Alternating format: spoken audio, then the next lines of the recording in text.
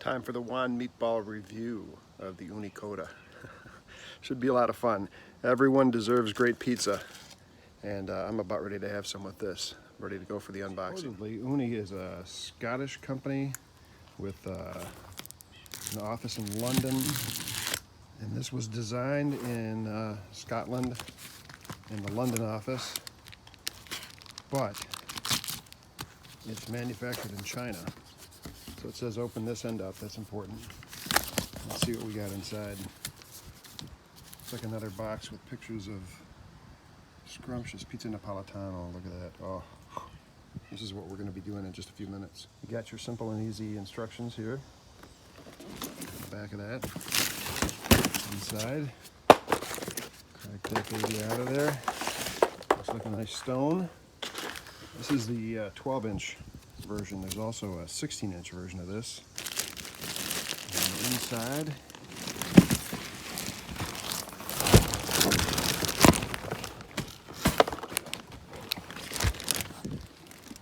there we go. That's it. Got the gas hose connected down there. Got my gas tank ready to go. Over there. Looks like these legs just flip up, so it's portable. 3 legs on it. Inside, we've got the baking stone here. Care. This box contains the baking stone. Actually, it's a really nice padded container here. Get that baby off. Put this on my stand that I bought for it.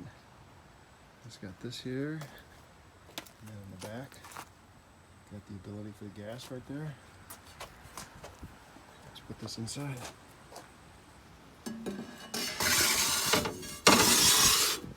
Stand, by the way, is $99 at Amazon. I'll put the SKU on it so you can get this. But really nice stainless steel on top. It's got some hooks on the side, nice base on it. Got wheels on it so you can move it around.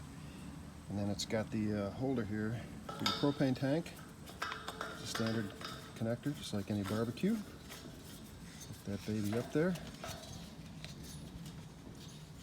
There we go. Just like that.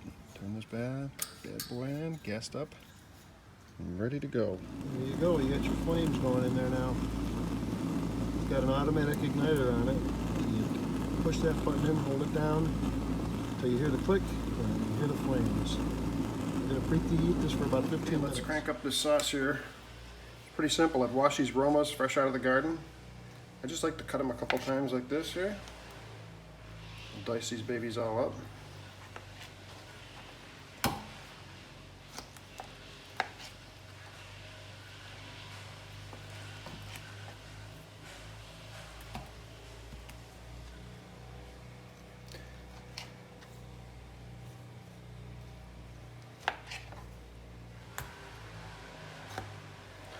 You don't have to cut them in too small pieces like that. I like just kind of the whole fresh flavor like that. I'm not going to cook them down at all either. I'm putting them all in just like this.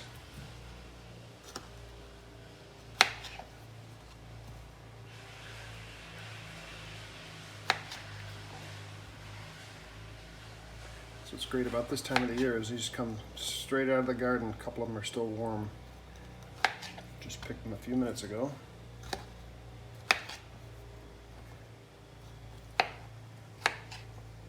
Get these guys all cut up here.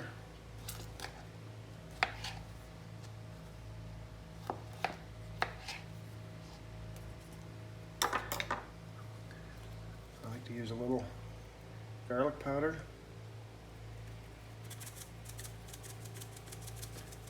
Just a little bit. Fresh garlic is good too, but this goes on a little easier. A little sea salt. A little fresh ground pepper,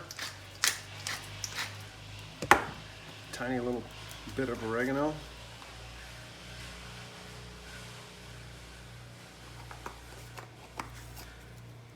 a little extra virgin olive oil, and then it's just as simple as a masher, just like you're mashing potatoes. Mash them all together like this.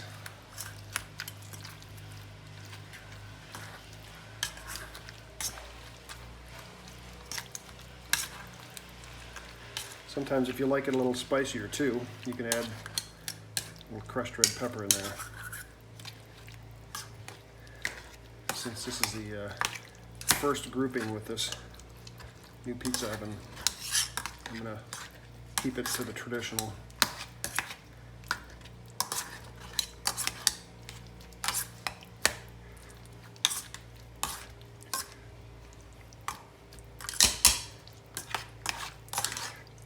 Stir that up a little bit.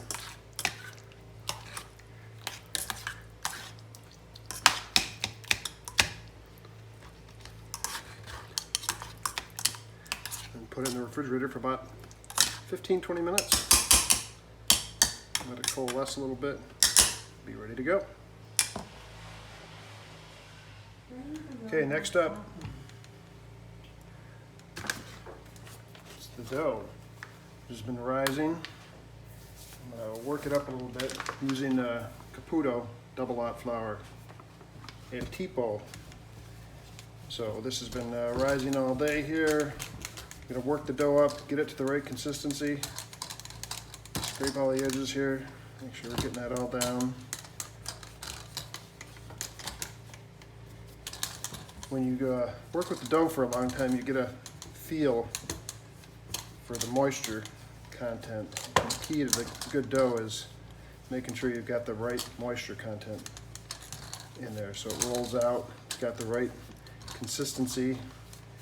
This has got really good smell going on in it right now. Put a little more flour in there. And we're just going to start to knead. Once you get it all off the edges,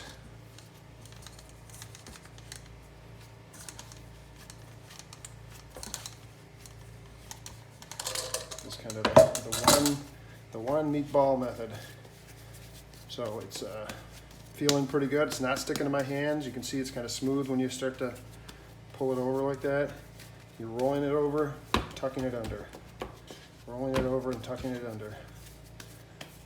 I made a double batch today because I'm going to try out this new pizza oven. The Ooni Koda 10-inch. See, that's kind of looking good there. Still a little sticky like that. But what I'm going to do is start making my dough balls. And there's no magic to this. You do it by feel. You don't have to measure everything out all the time. Once you get the hang of this, you start to feel how it's working. So I want something big enough to go in a 12-inch oven. So it just feels maybe a little small. That's not a bad dough ball there. I'll add a little more to it. So you keep it at the right consistency. You don't want it too sticky.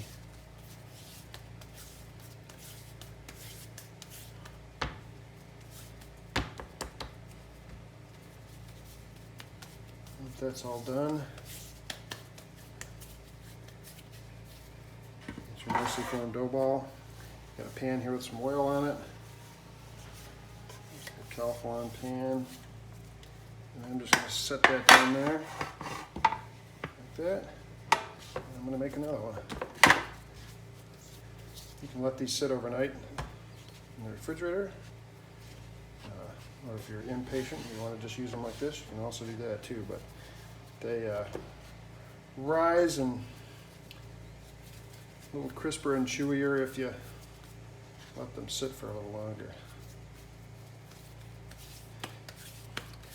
In the pizzeria, you would measure each of these out on a scale once you're making these balls.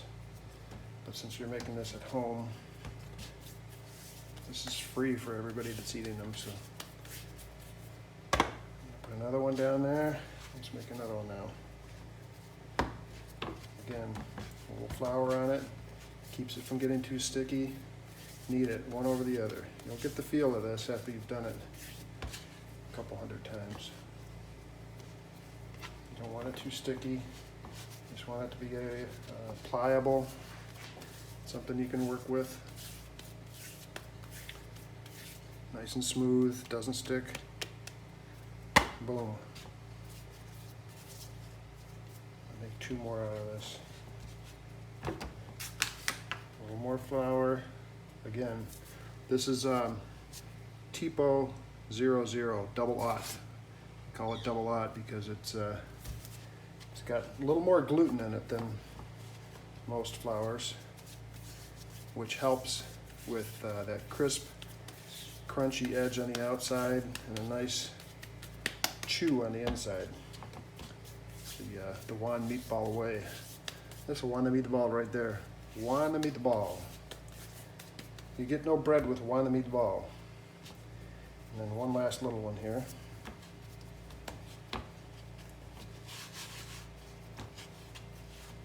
The first one we're going to do, we'll use something smaller so I can kind of get a feel for that new oven. And then we'll work from there. Toss it down. You got to start with the base, even when you go check out a new place. You got to have the margarita. That's the true test of these guys know what they're doing when you walk into a restaurant. If a good pizziola can't make a good margarita, he's not a good pizziola. Okay, so we got the dough balls there now, ready to go. We got our sauce. It's been in the refrigerator. Let's fire these babies up. Okay, so we got our homemade sauce here. That's been in the refrigerator there. That's our Roma tomatoes with various spices that we put in there. We got one meatball over here, Antico double aught. The 5 doughs that we made ahead of time here. I've got the first one out. I got some fresh mas and picked some basil from the garden we saw earlier. So just flip this back and forth over like this, and you're just going to stretch it out. I like using my fingers to stretch it out this way. It's been in the refrigerator, so it's very pliable, but it's not too sticky, so it's not hanging out on there like this. And remember, I got a 12-inch oven out there, so I've got my 12-inch metal aluminum peel over here too. And I'll keep stretching this out. If you want, you can pick it up like this. It should be very pliable. See how it's just kind of loose there.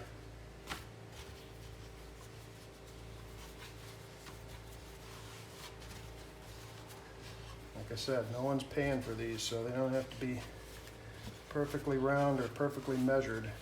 I took one of the medium-sized dough balls for this. I stretch it out. That looks like it's getting closer to maybe 10 or 12 inches. Since this is my first one, I'm still working with that oven, so we got to figure out if we've got the right balance here of everything.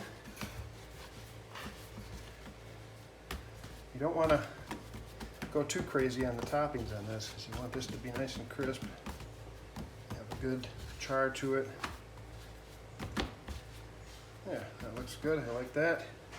We got our sauce here. This is just our Roma tomatoes, crushed up. Got a chance to cool off a little bit. I like the chunks like this. See how the chunks are going to stick on there? Pick a little bit of this up.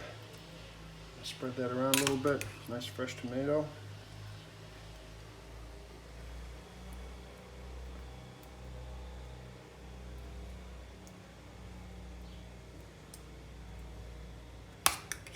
More.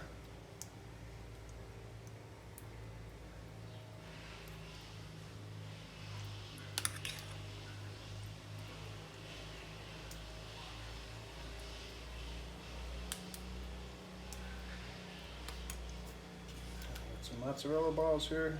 Make sure you drain those off a little bit. Break them up.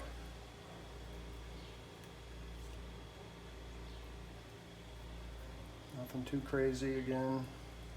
You don't want to overburden it with too many toppings. Spread that out a little bit.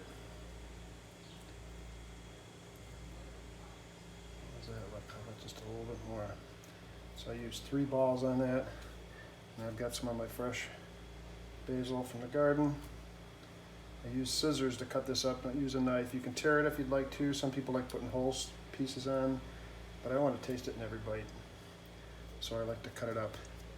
Now that's ready to go. we go. About 950 degrees. I can't really get that close there. Got the aluminum pizza pedal. This is a sopressata.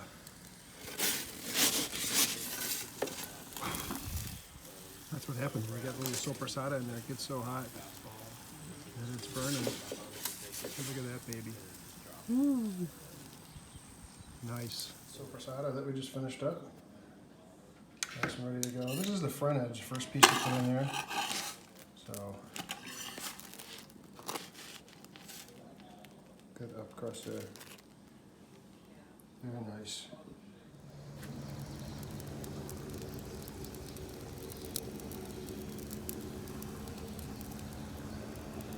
So you get a nice char on there. We got some gorgonzola, the basil's a little burned. See the up crust on it. Looks bad. Nice. Look at that.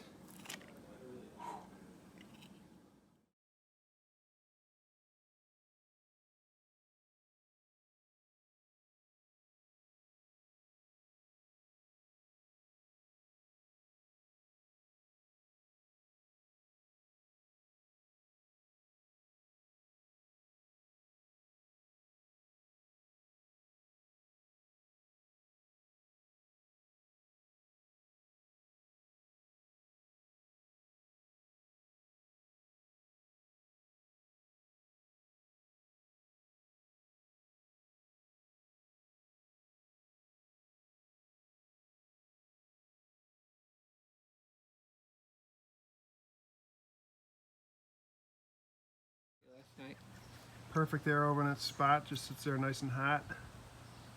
About 950 degrees. And then the perfect pairing, this is the end of that Quattro Formaggi. You got the Domain Brothers, Domain DuPage, two brothers. Old Goose Island action, Cubs hat, blueberries, fresh picked. And this guy. Yes, thumbs up, he says. Golfmeister, you gotta try it.